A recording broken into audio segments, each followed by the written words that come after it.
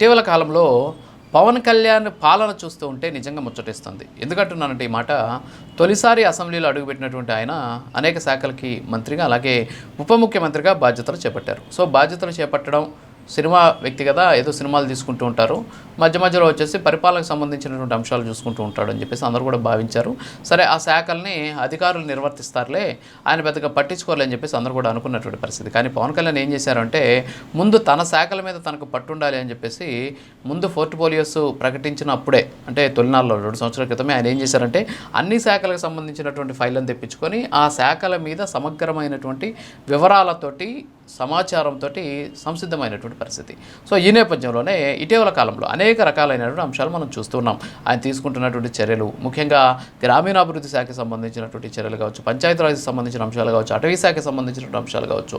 So రకరకాలైనటువంటి అంశాల పట్ల ఆయనకున్నటువంటి దృక్పథాన్ని మనం చూస్తూ ఉన్నాం. ఆయన పరిపాలన కూడా మనం చూస్తూ ఉన్నాం. ఏనుగులకు సంబంధించి ఏనుగులను తరమడం కోసం ఏర్పాటు చేసిన కార్యక్రమం, రీసెంట్గా ఏర్పాటు చేసినటువంటి హనుమాన్ ప్రాజెక్టు కావచ్చు, at the same time red శాండిల్కి సంబంధించినటువంటి విక్రయాలకి అవసరమైనటువంటి అనుమతులు, సైటస్ అనే సంస్థ నుంచి అనుమతులు తీసుకునే ప్రయత్నం కావచ్చు, పర్యావరణానికి సంబంధించినటువంటి అంశాలు కావచ్చు. సో ఇవన్నీ కూడా ప్రతి ఒక్కటి కూడా మనం చూస్తున్నాం. అంతేకాకుండా ఎస్పెషల్లీ పంచాయతీలను పట్టుకొమ్మలుగా మార్చేటువంటి ప్రయత్నం చేయడం, అక్కడ ఉన్నటువంటి సర్పంచులు మొన్నటి వరకు ఉత్సవ విగ్రహాలుగా ఉంటే వాళ్ళందరికీ కూడా ఆర్థిక సంఘం నిధులను ఇవ్వడం, అంతేకాకుండా కేంద్ర ప్రభుత్వం నుంచి వచ్చిన నిధులను వాళ్ళ ఖాతాలకే పంపించి తద్వారా వాళ్ళకు ఉన్నటువంటి స్థానిక నాయకత్వాన్ని పెంపొందించే దిశగా ఆయన చేసినటువంటి ప్రయత్నాలను కూడా మనం చూసాం. అయితే నిన్న ఆయన అసెంబ్లీలో మాట్లాడడం జరిగింది. అసెంబ్లీలో మాట్లాడిన సందర్భంలో ఆయన చూడగానే నాకు త్రిపాత్రాభినయం కనిపించింది.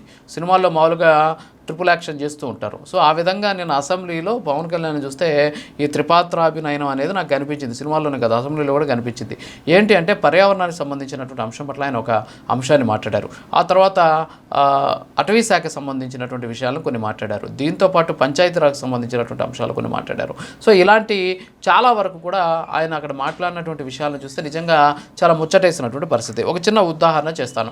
రోడ్ల విస్తరణ పేరుతోటి మనం చూస్తూ ఉంటాం. రోడ్లని ఎక్స్టెండ్ చేసేటటువంటి కార్యక్రమంలో భాగంగా భారీ ఎత్తున చెట్లను నరికేస్తూ ఉంటారు. సో ఆ చెట్లను నరికేయడం వల్ల పర్యావరణ సమతుల్యత అనేది కోల్పోయేటటువంటి పరిస్థితులు మనం చూస్తున్నాం ఇటీవల కాలంలో. సో వాటి నుంచి ఆ చెట్లను కాపాడడం కోసం ఆయన ఒక ప్రత్యేకమైనటువంటి పాలసీ రూపొందిస్తున్నామని చెప్పి ప్రకటించారు. ఏంటి ఆ ప్రత్యేకమైనటువంటి పాలసీ అంటే, చెట్లను నరకము, ఆ చెట్లను ఆ ప్రాంతం నుంచి వేరే ప్రాంతానికి టెక్నాలజీని వినియోగించి తరలిస్తామని చెప్తున్నారా. అంటే ఒక చెట్టు నరికితే, 100 సంవత్సరాల చెట్టు నరికితే ఎన్ని సంవత్సరాల భవిష్యత్తు పాడవుతుంది అనేటటువంటి దాన్ని బేరీజ్ వేసుకున్నటువంటి ఆయన ఒక కొత్త టెక్నాలజీని వినియోగించి ఆ చెట్టుని నరకకుండా అక్కడి నుంచి ప్రత్యేక టెక్నాలజీతో తీసుకువెళ్ళి వేరే ప్రాంతంలో ఆ చెట్టు నాటేటటువంటి ప్రయత్నం చేస్తాం. దీనికి అవసరమైనటువంటి ఒక కొత్త పాలసీని తీసుకొస్తున్నాం. అంతేకాకుండా చెట్లను నరకకుండా వాటిని శాస్త్రీయంగా ఏ విధంగా తరలించాలి, ప్రపంచవ్యాప్తంగా ఉన్నటువంటి అనేక రకాలైనటువంటి టెక్నాలజీస్ని ఒకసారి అధ్యయనం చేసి దీని మీద ఒక కొత్త పాలసీ తీసుకొస్తామని చెప్పడం జరిగింది. అంటే ఎంత అద్భుతమైనటువంటి ఆలోచన ఇది.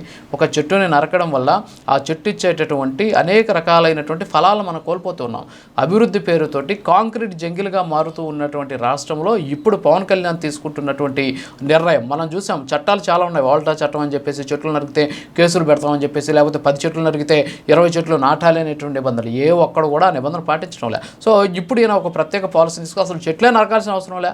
ఒకవేళ ఎవరైనా చెట్టు నరకాలి, రోడ్ ఎక్స్టెన్షన్లో చెట్లు నరకాలి, దాన్ని తీసుకెళ్ళి వేరే చోట పెట్టాలి. అలాగే ఎవరైనా సరే చెట్లని నరికి ఆ ప్రాంతంలో ఏదో బిల్డింగ్ కట్టాలి, కుదరదు. ఖచ్చితంగా చెట్లను అక్కడి నుంచి వేరే ప్రాంతానికి తరలించి అవి ఓకే సెట్ అయ్యాయన్న తర్వాతే ఇక్కడ వీళ్ళు అభివృద్ధికి సంబంధించినటువంటి పనులు ప్రారంభించాలి అనేటువంటి ఒక నిర్ణయం తీసుకోవడం నిజంగా ఆయనకి హ్యాట్స్ ఆఫ్ అని చెప్పొచ్చు. ఇది పర్యావరణానికి సంబంధించి ఆయన తీసుకున్నటువంటి ఒక అద్భుతమైనటువంటి నిర్ణయం. దాన్ని పక్కన పెడితే ఎస్పెషల్లీ గ్రామాల్లో ఇప్పుడు భారీ ఎత్తున వేసవికి సంబంధించి నీటి ఎద్దడి ఏర్పడేటువంటి పరిస్థితులు ఉన్నాయి. గతంలో మనం చూసాం, కనీసం తాగడానికి నీళ్ళు లేక పల్లె గొంతు ఏ విధంగా ఎండిపోయిందో మనం చూసాం. కానీ ఇప్పుడు ఆయన తీసుకున్నటువంటి నిర్ణయం ద్వారా దాదాపు 3000 గ్రామాలకి తాగునీటిని అందించేటటువంటి చర్యలు తీసుకుంటున్నామని చెప్పి చెప్పడమే కాకుండా ఈ సమస్యకు శాశ్వత పరిష్కారం తీసుకు ముందుకెళ్తున్నామని చెప్తున్నాం.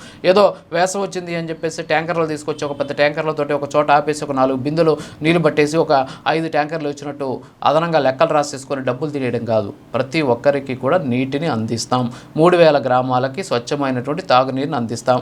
ఇది కేవలం ఏదో ఎండాకాలం వచ్చినప్పుడో లేకపోతే నీటి ఎద్దడి ఉన్నప్పుడో కాదు. ఖచ్చితంగా దీని మీద శాశ్వతమైనటువంటి పరిష్కారం తీసుకోబోతున్నాం. ఆర్థిక సంఘానికి సంబంధించినటువంటి నిధులను పంచాయతీల అకౌంట్లోనే ఇస్తున్నాం. పంచాయతీలకు సంబంధించినటువంటి సర్పంచులకి అద్భుతమైనటువంటి అవకాశాలు ఇస్తున్నాం అని చెప్పేసి చాలా స్పష్టంగా చెప్పడం జరిగింది. మంత్రి అంటే అది కదా, మంత్రి అంటే నీకెంత ఇస్తావు నాకెంత ఇస్తావు అనేది కాదు. ఖచ్చితంగా ఆయన చేపట్టినటువంటి శాఖల ద్వారా, ఆయన చేపట్టినటువంటి శాఖల కింద ఉన్నటువంటి ప్రజలకు వచ్చేటటువంటి సమస్యలను పరిష్కరించేవాడే నిజమైనటువంటి మంత్రి. ఆ దిశగా ఈరోజు పవన్ కళ్యాణ్ ముందుకు వెళ్తూ ఉన్నాడు. అక్కడేమో పర్యావరణాన్ని కాపాడాడు, ఇక్కడేమో తాగునీటి ఎద్దడి నుంచి ప్రజలను కాపాడే దిశగా ముందుకు వెళ్ళినటువంటి పరిస్థితి. సరే, ఇది పక్కన పెడితే ఇంకొక అద్భుతమైన అంశం ఏంటి అంటే ఎర్రచందనం. వాస్తవంగా ఈరోజు శేషాచలం అడవుల్లో భారీ ఎత్తున ఎర్రచందనాన్ని గతంలో నరికి భారీ ఎత్తున స్మగ్లింగ్ చేశారు. అందులో చాలా వరకు కూడా ఈ ఎర్రచందనాన్ని స్వాధీనం చేసుకున్నారు పోలీసులు.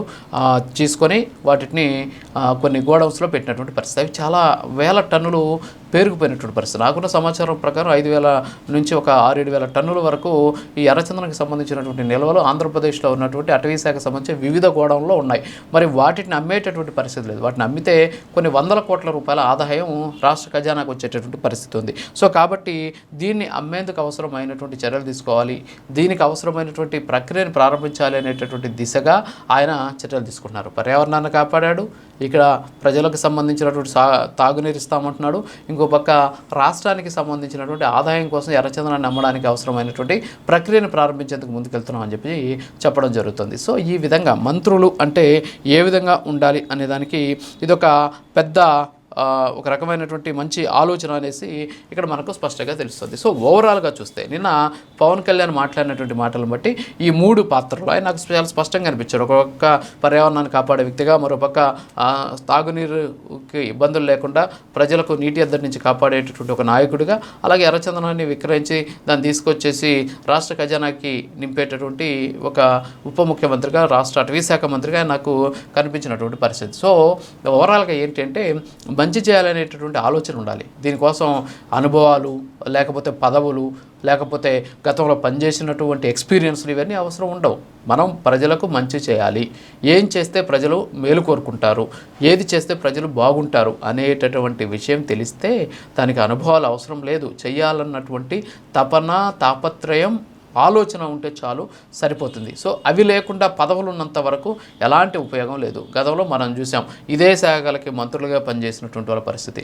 ఏనుగులకు సంబంధించి చూసాం. ఆంధ్రప్రదేశ్లో కొన్ని ప్రాంతాల్లో అటు శ్రీకాకుళం, విజయనగరం కావచ్చు, అలాగే చిత్తూరు జిల్లా కావచ్చు. సో ఇక్కడ భారీ ఎత్తున ఏనుగులకు సంబంధించినటువంటి దాడులు జరుగుతుంటాయి. ఏనుగుల దాడులు చాలామంది చనిపోతుంటారు. మరి ఈరోజు హనుమాన్ అనేటువంటి ఒక ప్రాజెక్ట్ని తీసుకొచ్చి జంతువులకి మనుషులకి మధ్య జరుగుతున్నటువంటి సంఘర్షణ ఆపడం కోసం ఆయన ఒక వినూత్నమైనటువంటి కార్యక్రమాన్ని శ్రీకారం చుట్టారు. మరి చెప్పడం ఇన్ని కార్యక్రమాలు ఆయన చేపడుతున్న సందర్భంలో మరి గతంలో పనిచేసిన వాళ్ళు ఏం చేశారు?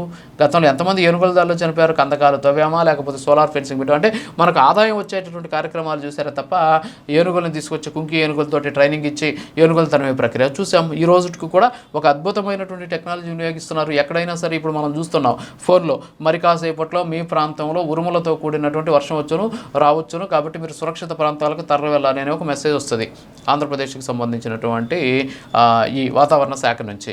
అదేవిధంగా ఈ అటవీ సరిహద్దు గ్రామాల్లో ఉన్నటువంటి ప్రజలకు మరి కాసేపట్లో మీ ప్రాంతంలోకి ఏనుగులకు సంబంధించినటువంటి సంచారం జరగవచ్చు, కాబట్టి మీరు జాగ్రత్తగా ఉండండి మెసేజ్లు ఇస్తున్నారు. ఇదంతా టెక్నాలజీ ఎవరు తయారు చేశారు? ఇదంతా పవన్ కళ్యాణ్ ఆధ్వర్యంలో ఉన్నటువంటి అటవీ శాఖ తీసుకున్నటువంటి నిర్ణయాలు ఇవన్నీ. సో ఈ విధమైనటువంటి కార్యక్రమాలు చేస్తూ పవన్ కళ్యాణ్ ముందుకు వెళ్తున్నాడు కాబట్టే ఆయన్ని ఉప ముఖ్యమంత్రి అనే దానికంటే సినిమాల్లో పవర్ స్టార్ అని ఎలా అయితే అనుకుంటున్నామో రాజకీయాల్లో కూడా ఆయన పవర్ ఉన్నటువంటి లీడర్ అనేది ఇక్కడ మనకు స్పష్టంగా తెలుస్తుంది.